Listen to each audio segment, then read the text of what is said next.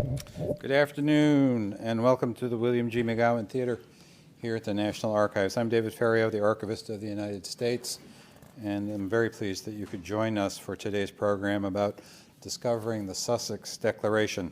Whether you're here in the theater or watching us on C-SPAN, we're glad you could make it. Before we get started, I want to tell you about two other programs coming up this week and next. Tomorrow from 10:30 until noon, several authors and illustrators will be here to talk about how they use research in their writing. You can join us in person or online. This morning's session is one part of a two-day festival called The Right Stuff. On Saturday, July 8th, we'll host a family research and literary day with activities and opportunities to talk to authors. And next Wednesday, July 12th at noon, author Sidney Blumenthal will discuss and sign his new book, Wrestling with His Angel, The Political Life of Abraham Lincoln, 1849 to 1856.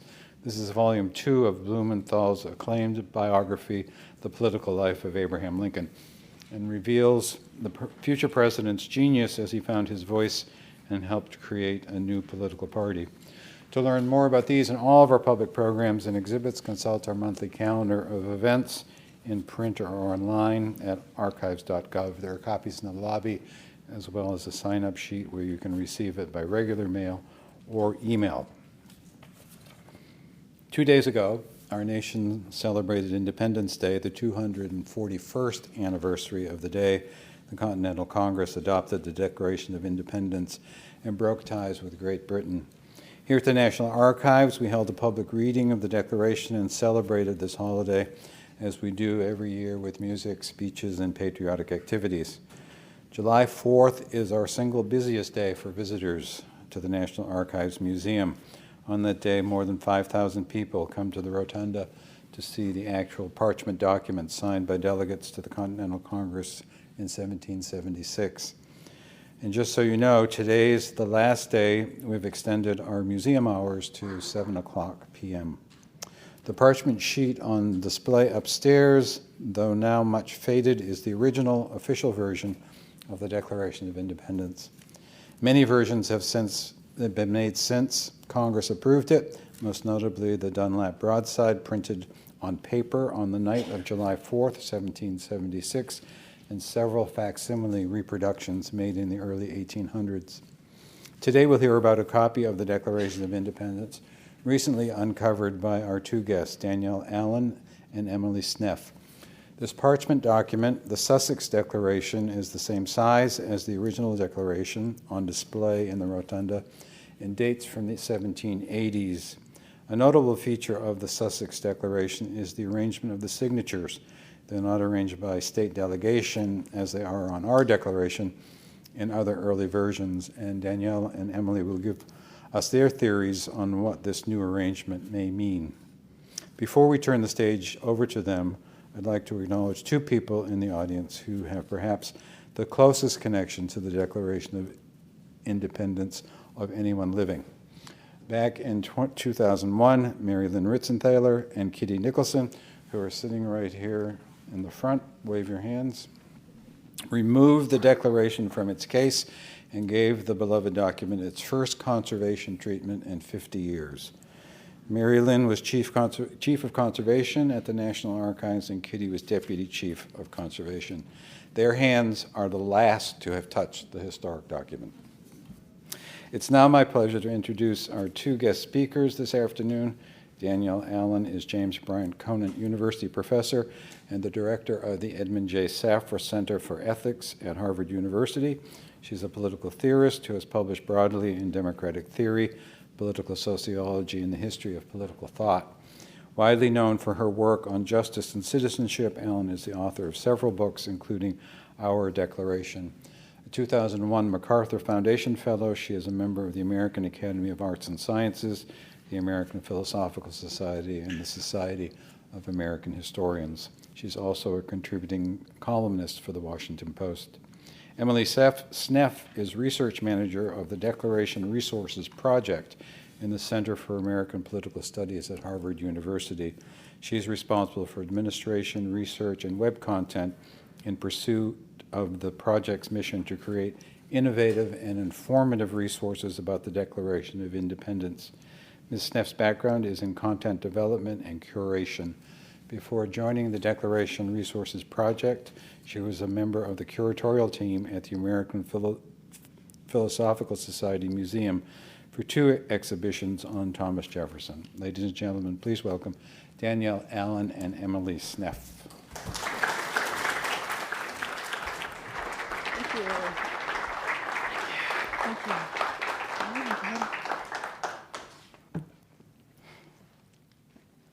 Good afternoon. Thank you to David Ferriero and the National Archives for having us, and thanks to all of you for joining us during this week of July 4th celebrations. As Mr. Ferriero mentioned, at the Declaration Resources Project, our mission is to create innovative and informative resources about the Declaration of Independence. This has included everything from mapping the dissemination of the Declaration in July and August 1776, to writing blog posts about the historical accuracy of movies that include the Declaration, to developing a video game that encourages civic engagement among middle and high school students.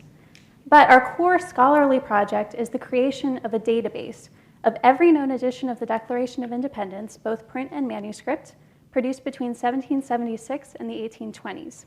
And so far, this database has over 500 different editions of the Declaration of Independence, including 156 copies produced in the United States alone from 1776 through 1800.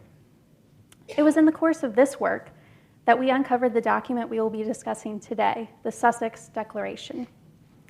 This will be a brief overview, and I would encourage anyone who's interested in learning more about the Sussex Declaration or the Declaration Resources Project to visit our website, declaration.fas.harvard.edu. You can also follow us on Twitter @DeclarationRes. In August 2015, we came across this document through the online catalog entry, which read, quote, manuscript copy on parchment of the Declaration in Congress of the 13 United States. After requesting an image, Danielle and I were able to take our first look at what we now call the Sussex Declaration, named for West Sussex, England, which you can see in context on this map. It's in the south of England. The document is housed at the West Sussex Record Office in Chichester. And it's worth noting that this type of discovery is really only possible through the digitization of catalog records. The holdings at the West Sussex Record Office are searchable through the UK National Archives online catalog. The document was deposited at the West Sussex Record Office in 1956 by Mr. Leslie Holden, who worked for the local solicitor's office and was dedicated to learning about and preserving local history. Holden's daughter generously gave us access to her father's journals, and they confirm the following story that was originally relayed to us by a longtime archivist at the record office. In 1942, the solicitor's firm for which Holden worked in Chichester decided to give a number of papers to the paper salvage program in support of the war effort. Holden took a look at the papers to be disposed of and was, as he wrote, quote, completely astounded by what he discovered. A number of these papers and parchments were historically significant and, in his view, worth saving. So with the permission of his superiors, he and 2 other local experts sifted through the papers, setting aside anything potentially important. The Sussex Declaration was most likely among these papers, saved by Holden and 14 years later deposited at the West Sussex Record Office. It's worth noting that the solicitor's firm, Rapers, dates back to the 18th century. Today, they exist as SMR. And they counted the Dukes of Richmond among their clients. A number of papers deposited at the same time as the Sussex Declaration also relate to the Dukes. The seat of the Dukes of Richmond, Goodwood Estate, is located just a few miles away from the West Sussex Record Office. And as we'll revisit later, Charles Lennox, the 3rd Duke of Richmond, earned the nickname the Radical Duke for his support in Parliament of the American colonies. So I will now briefly review the physical characteristics of this document, and then Danielle Allen will discuss the probable circumstances of its production and a plausible answer to the question of how it got to the UK. The Sussex Declaration is a parchment manuscript copy of the Declaration of Independence, and both of those terms are important. There are other printed copies on parchment, and there are other manuscript copies, typically on letter-sized paper. The only other known parchment manuscript copy of the Declaration of Independence is in this building, what we will refer to as the Matlack Declaration, inscribed by Timothy Matlack and signed by 56 delegates. At 24 inches by 30 inches, the Sussex Declaration is the same size as the Matlack Declaration, but as you can see, it's oriented horizontally. The Sussex Declaration is inscribed with the full text of the Declaration of Independence and the same title as the Matlack Declaration. In Congress, July 4th, 1776, the unanimous declaration of the 13 United States of America. The title is ornate, but the rest of the document is in a very legible round hand. This is distinct from the italic hand that Matlack used. The right margin of the text, as you can see, is roughly justified, and careful planning must have gone into the production of this document to ensure that the text would fit neatly and proportionally on the parchment sheet. The names of the 56 signers are listed at the bottom, and it's important to note that not everyone signed the Matlack Declaration on August 2nd, 1776, and one signer, Thomas Paine, may have signed up to a few years later. So the fact that all 56 signers are listed on the Sussex Declaration is significant. Let's take a closer look. Within the body of the text, certain words are emphasized, cruelty and perfidy in this example. You can see the back of the parchment, from which you can tell that it was folded in quarto for a time before its current octavo fold. And since this is a copy of the Declaration of Independence and we're in the National Archives, it's important to say that there is nothing on the back. A portion of the parchment has been scraped away to the right of the title. You might be able to make that out. And a few other areas within the text have also been scraped away and rewritten. The parchment is in very good condition, apart from some rodent damage along the edges, which you can see. There are pre-industrial nail holes in the corners, indicating that it was hung up at some point. Based on the horizontal orientation, the parallel lines around the edges, and a few other features, we believe this document was made in the tradition of property deeds and the credentials that delegates would present upon their arrival in Congress. The Sussex Declaration's size, legibility, and nail holes are evidence that this document was prepared for a public, not private purpose, for display, not merely reading. Using material evidence, we have dated the Sussex Declaration to the 1780s and believe it was produced by a clerk working in either New York or Philadelphia. Now let's take a closer look at the list of names, which has proven to be the most remarkable characteristic of this document. As you can see, several names are misspelled. In this sample, John Penn, Penn, Richard Stockton, and John Witherspore, Witherspoon. These misspellings could only really be achieved if the names were copied from signatures. Additionally, the names are abbreviated as they appear in signatures. Benja Franklin, for example. This means that the source text for the Sussex Declaration has to be the Matlack Declaration or another copy that replicates the signatures, and such copies didn't exist until the 19th century. However, as you can see, the names are not in the same order as the Matlack Declaration. John Hancock, almost always listed first in his role as President of the Continental Congress, is listed fourth. On the Matlack Declaration, after Hancock, the names proceed from right to left in state order from north to south, so that Josiah Bartlett of New Hampshire is at the top of the column furthest to the right, and George Walton of Georgia is at the bottom of the column furthest to the left. The exception is Matthew Thornton, as there was no room left for him to sign with his colleagues from New Hampshire. It's unusual for us to read from right to left, and it was unusual for the Congress to sign a document in this way. Previous documents, including the Olive Branch Petition, which I've included here, had been signed in north to south order, but from left to right. When Mary Catherine Goddard printed the first broadside to include all of the names of the signers except McKean in January 1777, she maintained the state groupings but misinterpreted the north to south order. So these state groupings are visually identifiable on the Matlack Declaration and typically labeled in printings of the Declaration of Independence, including Goddard's broadside and the journals of the Continental Congress. But on the Sussex Declaration, the state groupings have been completely done away with. And after trying to find some sort of pattern or reason for the reordering of the names, we reached the conclusion that the names were intentionally intermingled. Using the column order of the Matlack Declaration, names were picked from each column in a method that ensured that the state groupings would be obscured. This type of scrambling makes sense in an era where ciphers and codes were popular tools. The clerk who inscribed the Sussex Declaration used a combination of alternating columns and transposition to produce this new list. As you can see, small clusters of names from the furthest column to the right are intermingled with individual names from the other columns. This clever method allowed for the intermingling of names while transcribing from a list that used state groupings, all the while without losing track of any individual name. So once we realized that the names on the Sussex Declaration were intermingled, we had to ask the question, why? The answer lies with whoever commissioned the parchment, and Danielle will explore this topic in a moment, but first we want to mention a related document.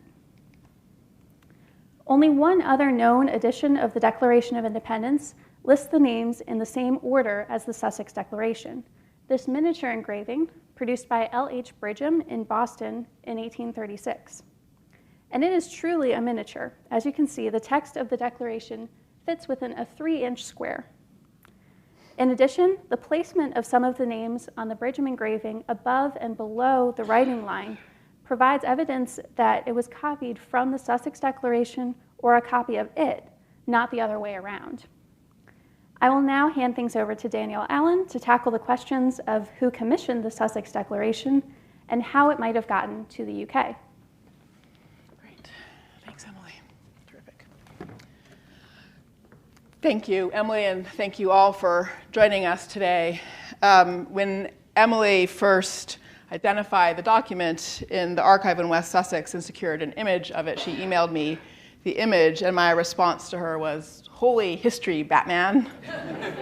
So we had an obvious mystery on our hands that we had to solve. And Emily's just walked you through the first mystery, which was the dating of the document, the dating to the 1780s.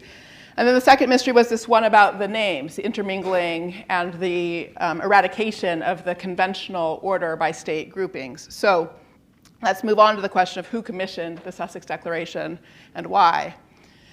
We have to remember, as Emily just pointed out, that in the 1780s, the period that this parchment dates to, these would have been the available texts if you wanted to see the Declaration. It had been printed in newspapers in 1776, but those were ephemera. That is to say, they belonged to the day. They were not preserved commonly. You wouldn't have had access to them if you wanted to see the text. You would have had access to a broadside, like Mary Catherine Goddard's broadside, which there was one for each state and went to the state capital. Or you would have had access to the records of Continental Congress as printed by Robert Atkin and John Dunlap. And these two texts you'll see had these state order groupings with the state labels on them.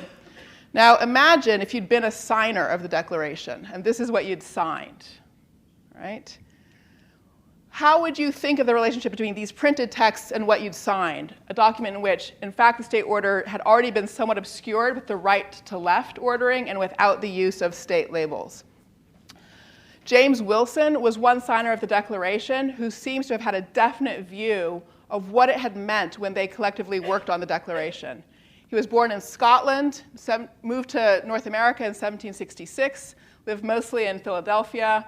He was a property speculator, among other things, but also a lawyer. As a politician, he was instrumental alongside Hamilton and others, first in founding the Bank of Pennsylvania and then the Bank of North America. He signed both the Declaration and the Constitution and was one of the first justices of the Supreme Court. At the Constitutional Convention, he was recognized as being, alongside Madison, the most learned member of the Constitutional Convention. He was one of the most influential in terms of the structure of the arguments in Philadelphia in that summer of 1787.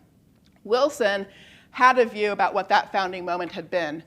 When he was working on the question of how the new country should pay for its war debts, he expressed this view as early as 1783. In Congress, he was reported to have said that he always considered this country, with respect to the war, as forming one community. And the states, which by their remoteness from Congress had been obliged to incur expenses for their defense without previous sanction, ought to be placed on the same footing with those which had obtained this security. He's entering into an argument about how the war debts would be divvied up among states. And he's arguing that they were one country. When they declared independence, they had formed one nation, and they ought to treat each other in that way equally across all the states. This was an important part of his argument, not only in thinking about war debt, but in terms of thinking about the need for a national bank. And as a part of his efforts to build first the Bank of Pennsylvania and then the Bank of North America, he asked Congress, which moved to New York City in 1785, for access to the records, the archives. And so he spent the summer of 1785 reviewing materials. So for example, we know that he requested a set of journals from Congress from the year 1774 to 1785. That is, he requested the records of the war years. Now, those records are important because they are the ones that included the printed version of the Declaration. And the fact that James Wilson, a signer of the Declaration and a member of Congress, had to request a set of journals is a good indication of how hard it was to come by the text of the original documents. He requested other original documents in this summer as a part of his research. And one of the most striking things about his research is that he came out of it with a new and stronger argument about what the founding had amounted to. So that fall, in a pamphlet defending the Bank of North America, he wrote, "The Act of Independence was made before the Articles of Confederation. This act declares that these united colonies, not enumerating them separately, are free and independent states, and that as free and independent states, they have full power to do all acts and things which independent states may of right do."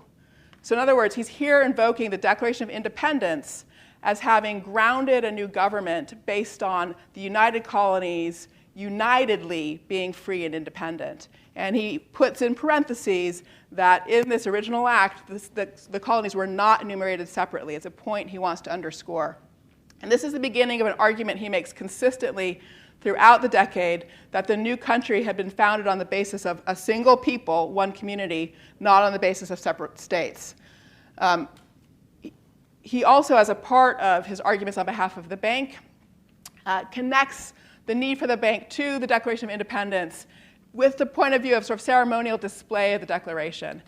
In December of 1786, he imagines entering into the bank hall, and he dreams of seeing at the upper end of the hall the Bill of Rights, the frame of government, that's the Articles, and the Declaration of Independence.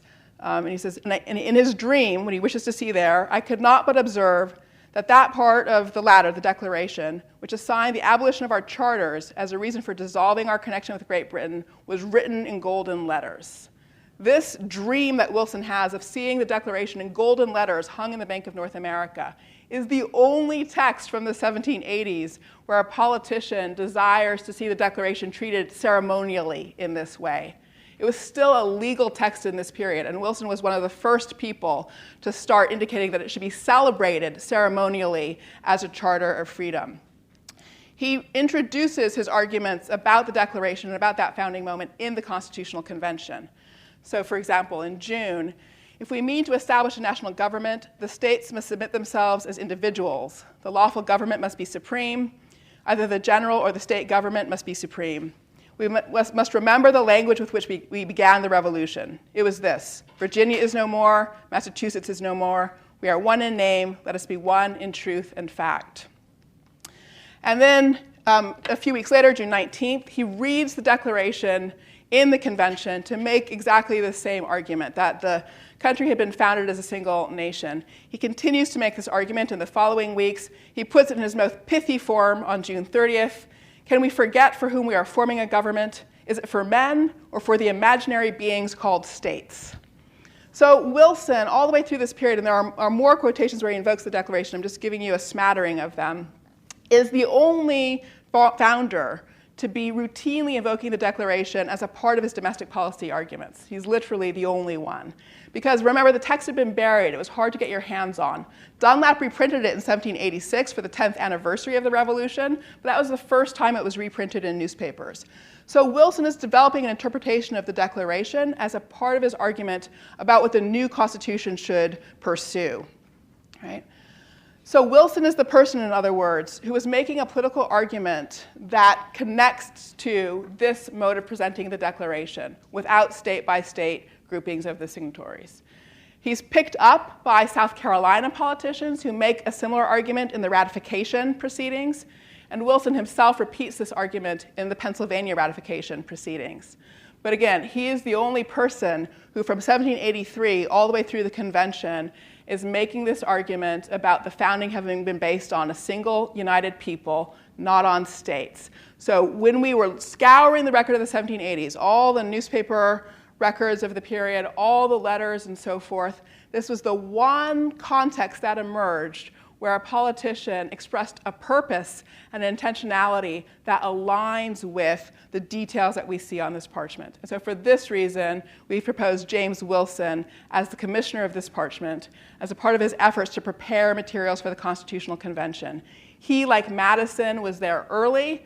He lived in Philadelphia, and before the convention convened, they worked together to figure out how to lay the foundation for the convention. And one of the principles that they agreed on, as Madison wrote to Jefferson later, reporting on events, was that the country had been founded on the basis of a single people, and that was one of the principles that they needed to ensure worked its way through the convention.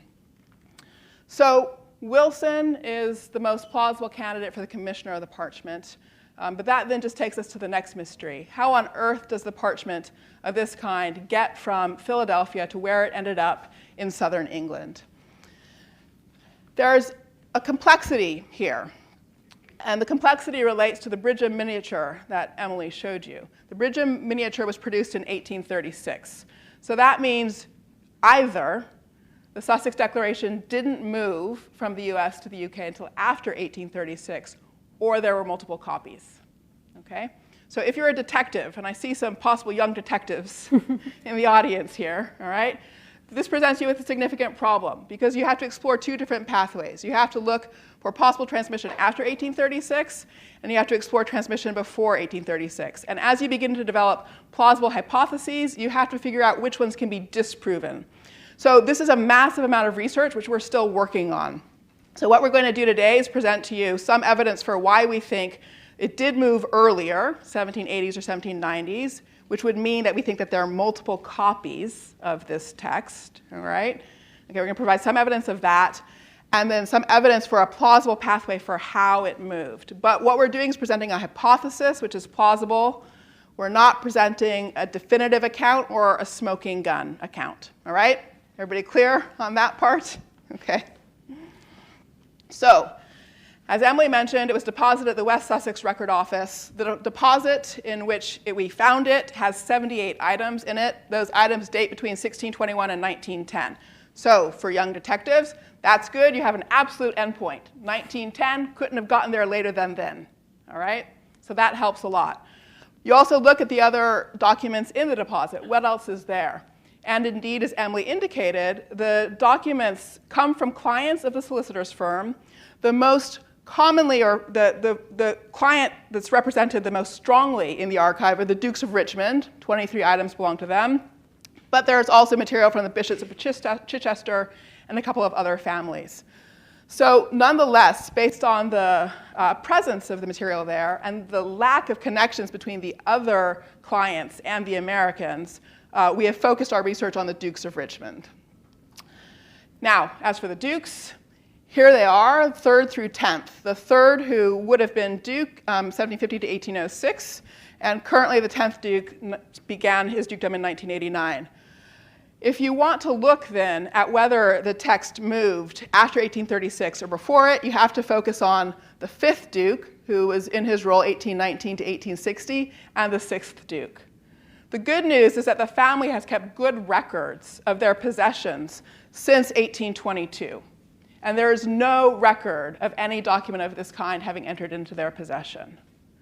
We have also not been able to find any evidence about its having entered the firm after 1836, the solicitor's firm. All right? Now, that's not to say it might not turn up. It could still. But we have not found any evidence of the document moving into their possession after 1836, and they've kept good records both in written form and oral family tradition since 1822. So that pushes us back to the earlier period and the third Duke, who's on the far left. So what might possibly be the link between the third Duke and James Wilson? The answer is Thomas Paine. All right? And so now what we want to do is share the story of the connection between Wilson, Paine, and the Duke of Richmond. And this is a set of links that haven't been documented previously. And it gives us a window into how ideas about politics and the American Revolution may have migrated across the ocean and among the US, Britain, and France. So Thomas Paine, people don't often remember that he began his professional life as a tax collector, okay, an excise officer in Lewes in southern England, 1768 to 1774. And it's from there that he came to the US. He came to the US on the strength of a recommendation from Benjamin Franklin. He was connected in London to Benjamin Franklin by somebody who worked in the British Treasury, a man named George Scott. But he also, in working in Lewes, worked under the administration of the Duke of Richmond. The Duke of Richmond was responsible for judicial activity in the county. Paine was an assiduous juryman while he was there. The Duke of Richmond was also a patron in the late 1760s and 1770s of politics in Lewes. This included being a patron of the races, horse racing sponsored in Lewes.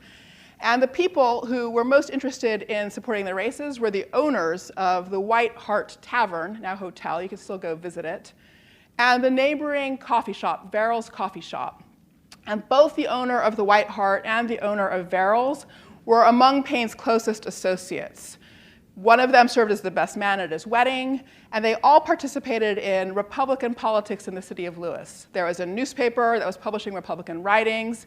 The Duke in this period was beginning himself to develop ideas about constitutional reform in England. Eventually, he would argue for universal male suffrage. He was participating in these political conversations in Lewes. So our suggestion is that Richmond may have been the patron who connected Thomas Paine to George Scott and Benjamin Franklin. The question of how Paine got connected to those prominent figures has been obscure. Nobody's answered that in the literature.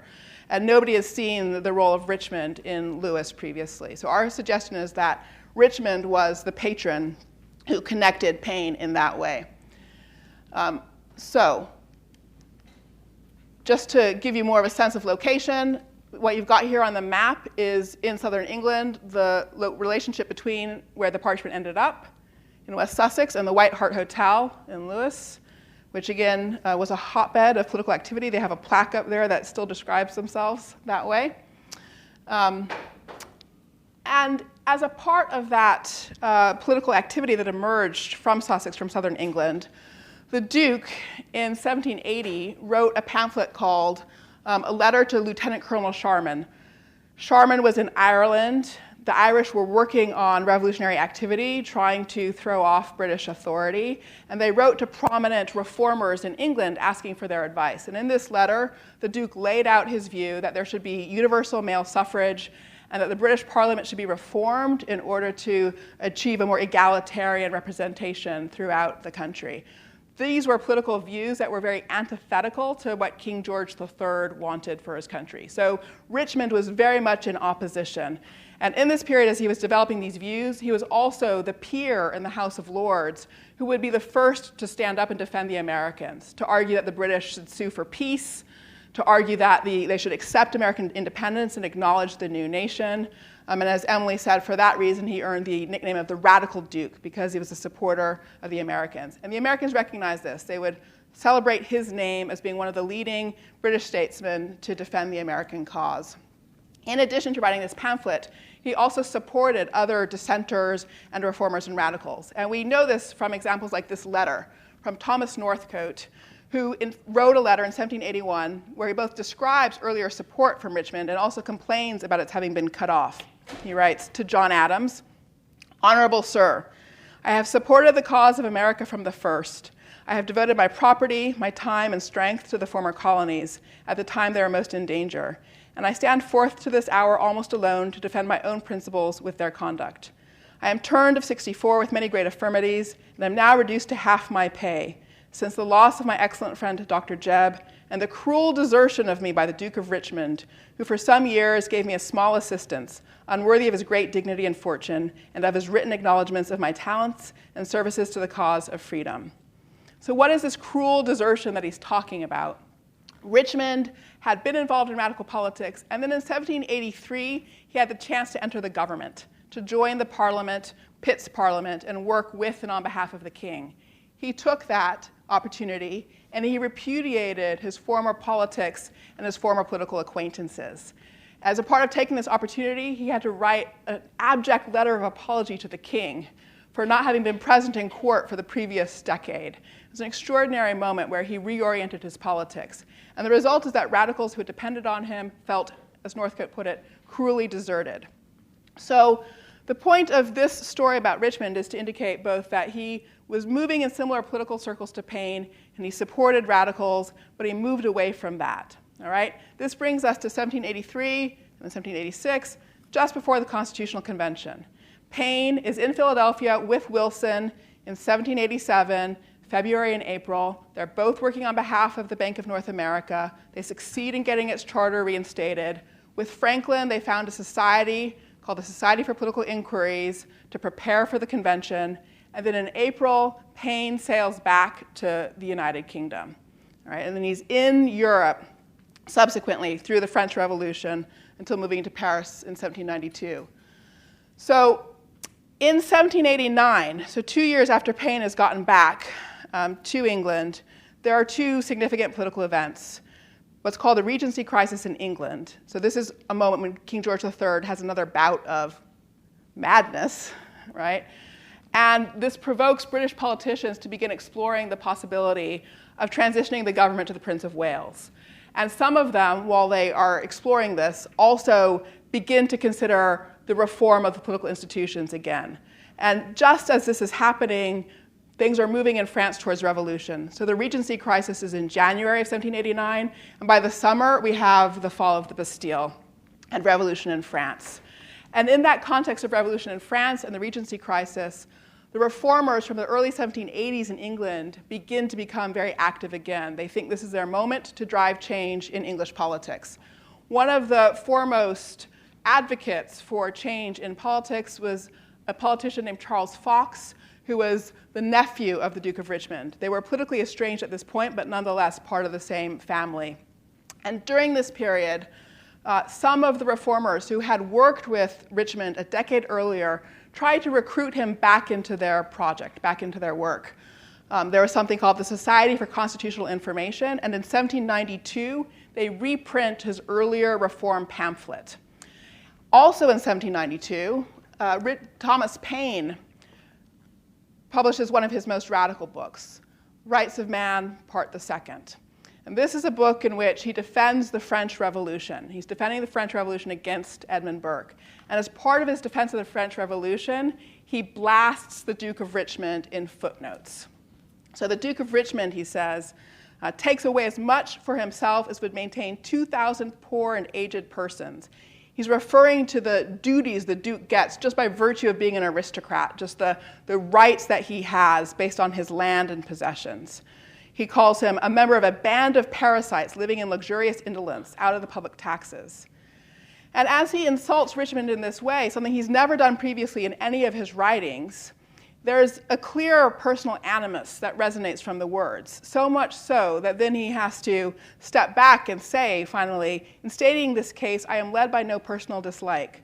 Though I think it mean in any man to live upon the public, the vice originates in the government, and so general is it become that whether the parties are in the ministry or in the opposition, it makes no difference. They are a sure guarantee of each other. So he's making the case that he's ready to condemn the aristocracy generally and the ways in which they take advantage of ordinary people in England. Yet he has had the chance to make these kinds of condemnations of Richmond for 2 decades, and he's never done it. Why does he do it now? Our suggestion is, and again, we wish we could give you everything, but we're just trying to give you a brief picture here. Our suggestion is that Paine, who was collaborating with these reformers in the early 1790s, had been working with them to try to recruit Richmond back into the project of reform, and that this might have been a moment when he would have shared something like the Declaration of Independence, this parchment document, with the Duke of Richmond. The controversy between the two of them reached its highest pitch on July 4th, as it happens, 1792, when Paine has now repudiated Richmond on the pages of his book that came out that spring, and all throughout the land, people are starting to condemn Paine. The king has passed a proclamation against sedition. Paine is the target of this proclamation. People are burning him in effigy all over the country. And all over the country, townsmen are gathering to deliberate and decide whether to support the king and his proclamation against sedition or to support Paine. And the townsmen of Lewis gather, and the Duke of Richmond is chairing the meeting. And in advance of the meeting, Paine writes to the townsmen of Lewis asking for their support. He writes, "It is now upwards of 18 years since I was a resident inhabitant of the town of Lewis. My situation among you as an officer of the revenue for more than 6 years enabled me to see into the numerous and various distresses which the weight of taxes, even at that time of day, occasioned. And feeling as I then did, and as it is natural for me to do, for the hard condition of others, it is with pleasure I can declare, and every person then under my survey and now living can witness, the exceeding candor and even tenderness with which that part of the duty that fell to my share was executed." In other words, he reminds the townsmen of Lewis of what a good job he's done as a tax collector, as a part of his effort to defend himself in this moment where the townspeople of Lewis might repudiate him under the chairmanship of the Duke of Richmond. And what happens? Well, there's some newspaper reports about that meeting, and all we know from the little fragments is that the letter provoked reactions of disgust, such that the very idea of the letter, that it was torn up and thrown unread on the table at the meeting. And the townspeople, under Richmond's chairmanship, voted against Paine in support of the king's proclamation. So Paine repudiated Richmond on the pages of his book, and Richmond and the townsmen of Lewis repudiated him in this meeting. Nonetheless, despite this explosion in the relationship between the two of them, they were still associated in the public mind. So for example, there's an abolitionist named William Fox, who in 1794 had this to say about them, that the progress of Jacobinism, and that's French revolutionary ideas, is amply secure without the aid of the Duke of Richmond or Thomas Paine inciting the body of the people to assume government. And then Fox offers a complicated counterfactual. During the Regency crisis, Paine had argued that England should have a constitutional convention, like the American ones. And so Fox says, "Citizens Richmond and Paine ransacking all the gin shops to form a national convention isn't even a necessary thing." Okay? So the point is simply that there's some connection between Richmond and Paine. They were perceived as being political allies by some, yet they also went out of their way in 1792 to repudiate one another. And it's in that relationship that we think there may have been a movement of this parchment from Wilson and Philadelphia through Paine to Richmond. I want to provide a few other little details to flesh out this picture. So Paine was very much in the business of circulating letters and objects among revolutionaries. So for example, Lafayette wanted to give the key to the Bastille to George Washington. He used Thomas Paine as his courier to get the key to Washington. We have lots of other examples of letters that Paine handed over from Americans, that letters passed through London, and he got them to the relevant people in Paris. So he was in the middle of a network connecting things across these three locations where politics were active and complicated. And as I said, there is a connection between Richmond and Paine through the politics of Lewis, which hasn't been spotted previously. We haven't been able to find an equivalently dense connection of Richmond to any other one of the American political figures who was also working with Wilson. We've tested this hypothesis with scholars, and scholars concur that it's plausible. As I said, to start, there are also other plausible pathways. So for example, Paine lived for a time in 1792 in Paris with Richmond's nephew, Edward Fitzgerald, who was an Irish revolutionary. It's also possible that Paine could have given the document to him and that it might have ended up in the Richmond papers through that nephew. Right? And then there are other radicals who went back and forth between Philadelphia and the United Kingdom who we might think of as possible people to have transferred this document. So there's a lot more research to do, but this story between Paine and Richmond is one that has come to light because we found this parchment declaration and have been trying to figure out how on earth it could have gotten from Philadelphia to the United Kingdom. So in closing, I want to just say thank you again to David Ferriero, archivist. We're so grateful for the invitation. And to Mary Lynn and Kitty for all the work that you've done with the parchment here in residence at the National Archives and for the help you've given us on this project. It's a pleasure to be able to share this work with all of you, and we look forward to answering your questions about it. Thank you. If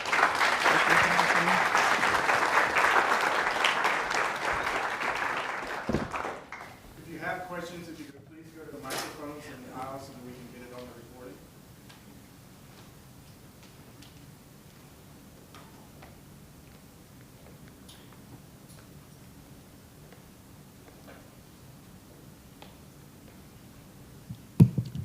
Thank you for a fascinating presentation.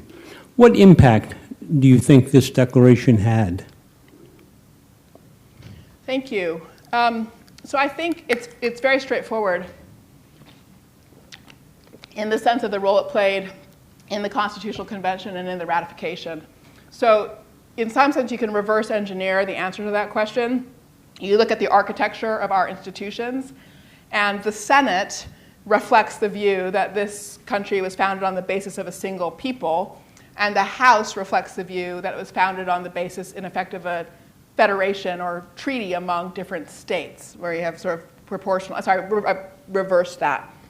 The Senate reflects the view that it was founded on the basis of treaties among equal states, and the House represents the view that it was based on a single people that needed to be proportionally represented. And that, of course, was the fundamental debate in the convention. The fact that the proportional representation view got as far as it did and gained as much traction as it did is because of the arguments Wilson was making. You can see him at critical points throughout the debates, being endorsed by Hamilton, but sort of Madison to some extent, Wilson for the most part, and then Hamilton coming in and backing up Madison. And so this document supported, I think, that view, and hence its significance. I hope that answered your question. Thank you.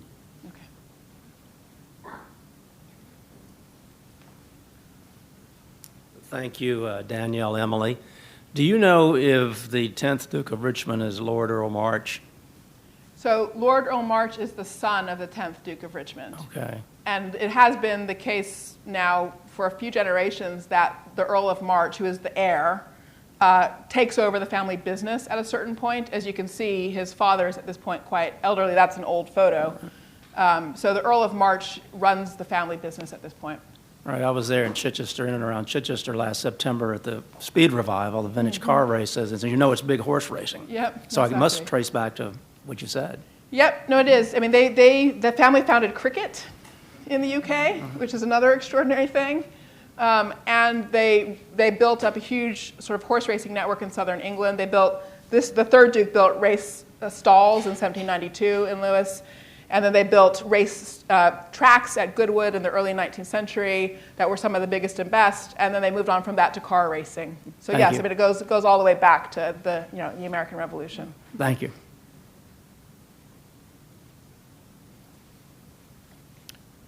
In today's equivalent of a text, a tweet, and an email, a wire, what is the document that got to Europe after the Declaration of Independence materialized in North America? Is it in the newspaper, or was it something that there's a record of something that somebody picked up and King George III or somebody else screamed or somebody was upset about? Is there any record of that? There's lots to say. Do you want to take the first stab? That is still a question to be definitively answered. And to be honest, that's what I was looking for when we found this.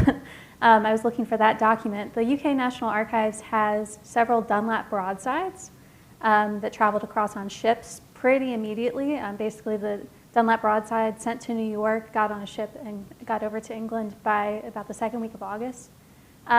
So it's my belief, but still to be proven, that a Dunlap broadside would have been the first document to reach England. The idea of the engrossed and signed parchment, John Hancock signing his name big enough for King George to read it, that makes no sense because King George would have never seen it unless things went really poorly. So it's more likely that it was a broadside, and then it was picked up in the English newspapers so that the English people would see it. But yes, we believe a broadside, and then this document is from a decade later.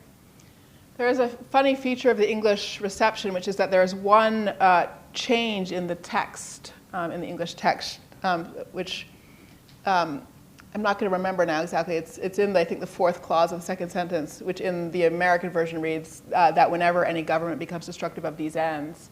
And the British version has changed the start of that clause, and we cannot find the source text that generated that change in the text. But most of the British newspaper versions have that alternative there. So there's another text out there somewhere of some kind, which we haven't found yet. Yeah, there are a few anomalies that pop up in the British, only in the British editions.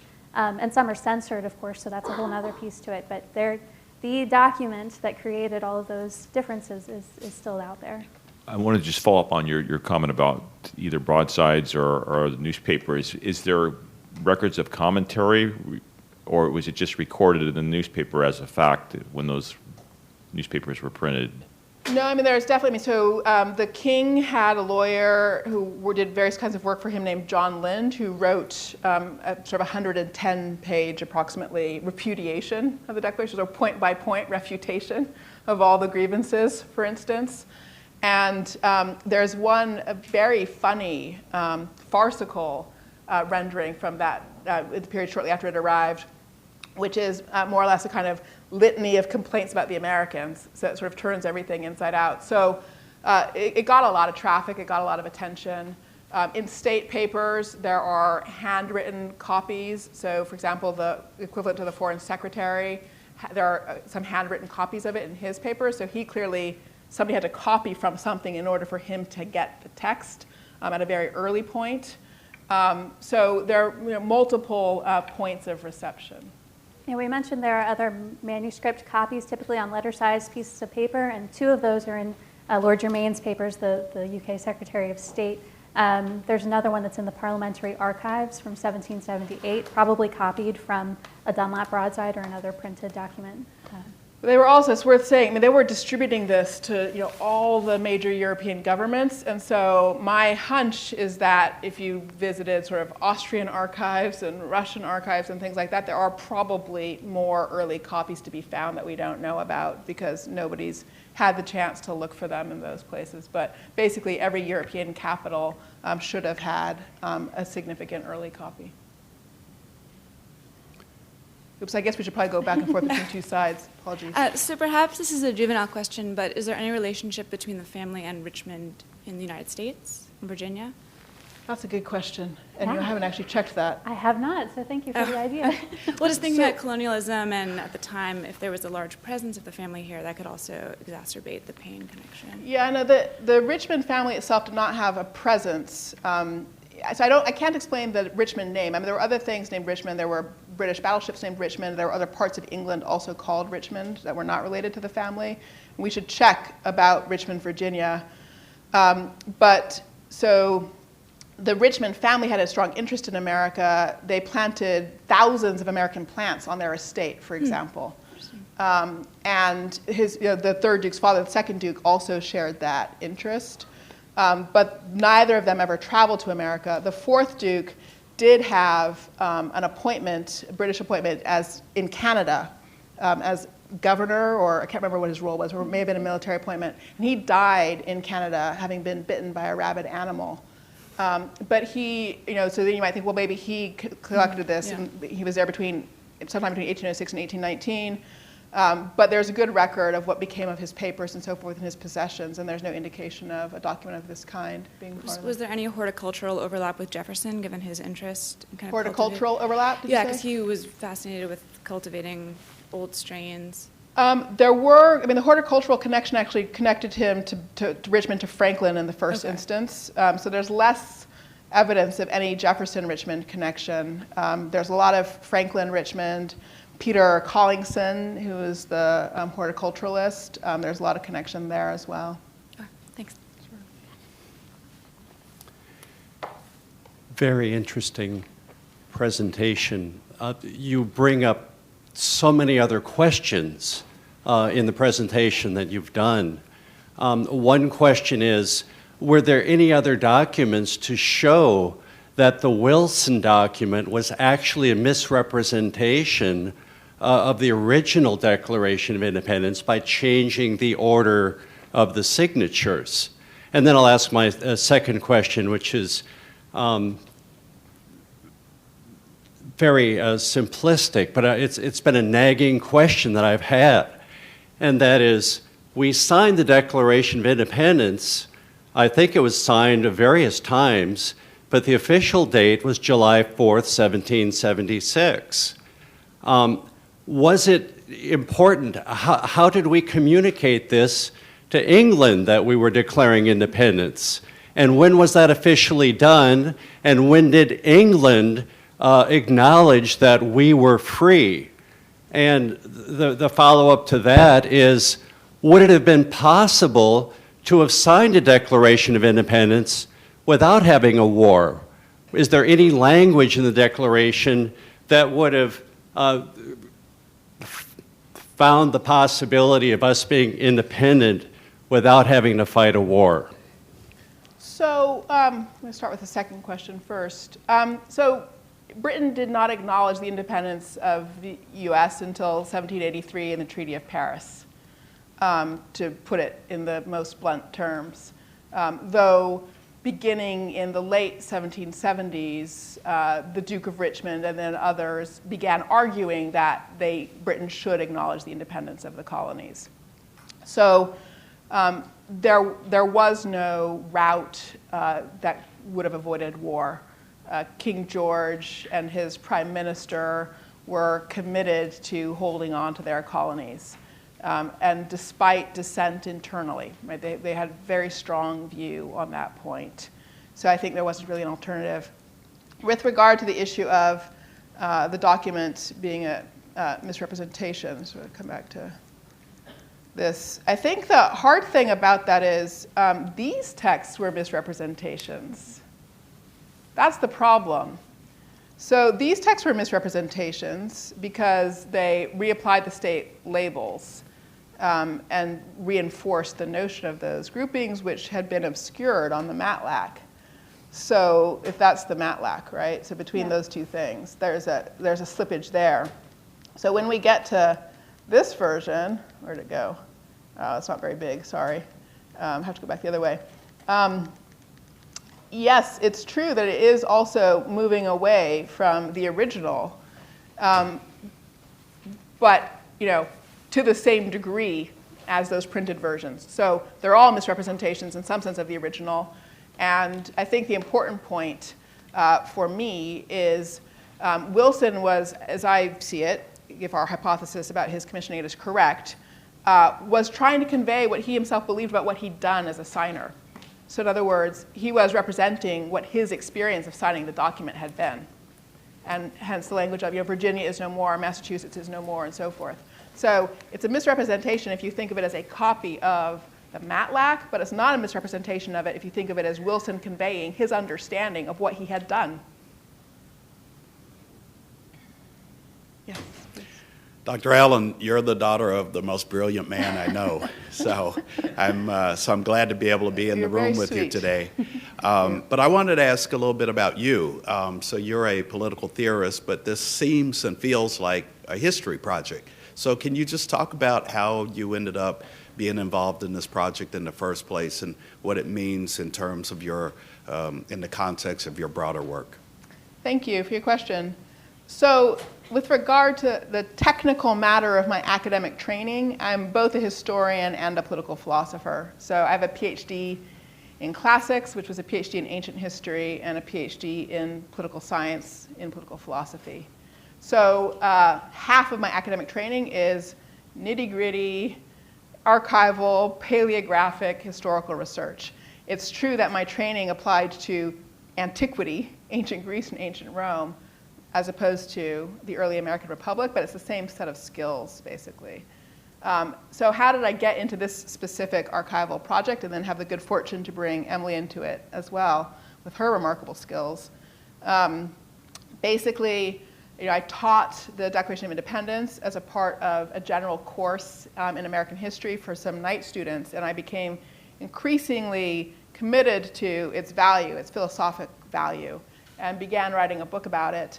And in the process of writing that book, I discovered, in fact, my favorite National Archives theme, that the transcription of the Declaration of Independence on the National Archives website seemed to me to have an error in it. Now, this is a point of great dispute between myself and the archives. The second sentence of the Declaration, as written by Jefferson, as copied out by Adams, is as follows. We hold these truths to be self-evident, that all men are created equal, that they are endowed by their Creator with certain unalienable rights, that among these are life, liberty, and the pursuit of happiness. That to secure these rights, governments are instituted among men, deriving their just powers from the consent of the governed. That whenever any form of government becomes destructive of these ends, it is the right of the people to alter or to abolish it, and to institute new government, laying its foundation on such principle, and organizing its power in such form as to them shall seem most likely to effect their safety and happiness. That's the whole second sentence of the Declaration of Independence. 5 clauses following the self-evident truths, 5 that clauses. Now, most people think the sentence stops after pursuit of happiness. The reason people think that is because in that moment, July 2nd to July 4th, when the Declaration was being voted on and endorsed, Congress had Dunlap print it in a broadside form to go to the troops and foreign governments. And Dunlap was going to put it in his newspaper, but his newspaper wasn't coming out for a few days. And there was another guy in Philadelphia named Benjamin Town who was making his living by scooping everybody else. And he got the Declaration unofficially somehow into his newspaper. And that second sentence is awfully long, and he stuck a period after pursuit of happiness. So right from the beginning, 2 versions of the Declaration were circulating in the country, one with a period after pursuit of happiness and one without it. All right? And I began to realize that this was the reason the National Archives transcription had gotten a period in it. And we can continue to debate whether that period is accurate or not, but that town period was the original source of that period on the website. Now, why did this all matter? It mattered because that second sentence about the self-evident truths is this incredible statement about a theory of revolution, a right of revolution, part of the history of political thought in the early modern period, but also the bases of legitimate government, consent of the government, securing rights, and then the right of the people to make judgments about the quality of their government and to adopt it and adapt it if necessary. And the whole sentence goes from that statement, that claim about our individual rights, to a statement about our collectively working through the tool of government to secure our safety and happiness together.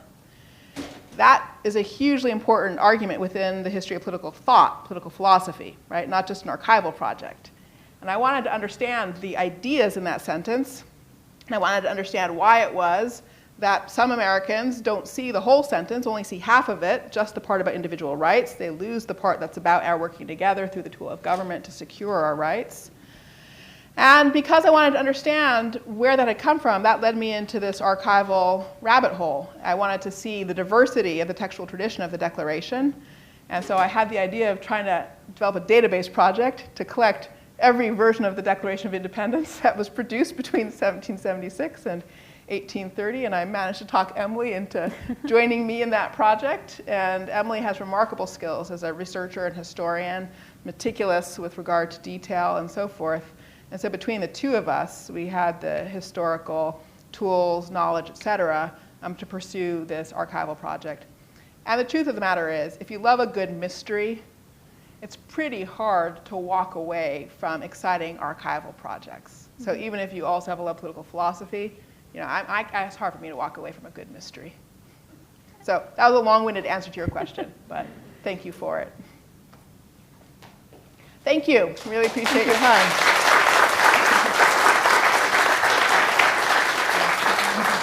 Thanks for coming. Thank you.